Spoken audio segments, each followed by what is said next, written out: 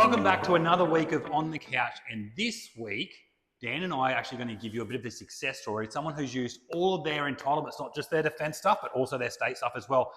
Dan led the charge on that client. Take it away, Dan. Yeah, absolutely. And it's a bit of a good news story, right? Because everyone's sitting out there going, it is so bloody hard to get into the market. But I want to try and dispel a few of the myths and tell you how you can really launch yourself into the market.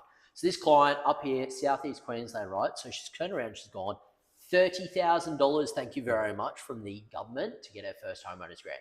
So $30,000 in the bank. Then she's gone to defence and said, hey, can I get my HPAS too, please? $17,000 pre-tax, about 11 grand after tax. So she's now up to $41,000.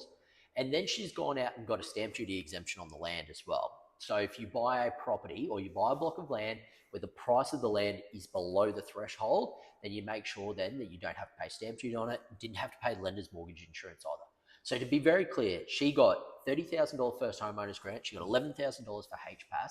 She saved about $15,000 on the stamp duty for the land, and she saved another $10,000 when it came to LMI. But best news is, on a $700,000 property, she turned up with a 5% deposit.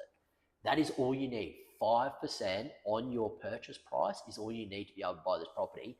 So she's turned up 5% deposit in her back pocket, and she's walking away with tens of thousands of dollars. Awesome. While she's living in her own home. And now, but wait, there's more. It's a bit of Danos Direct moment.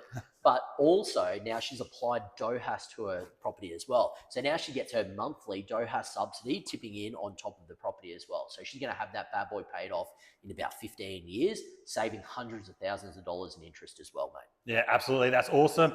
Pretty much, if you inquire, talk to Dan. He's the legend, right? So from here, though, just remember every state has a different scheme, right? So obviously your defence ones are always going to be current, but if you're going over into Western Australia, over into Perth or South Australia, New South Wales, all that sort of stuff, just remember they all have their separate schemes. So just make sure you know exactly what you're going to be getting from there.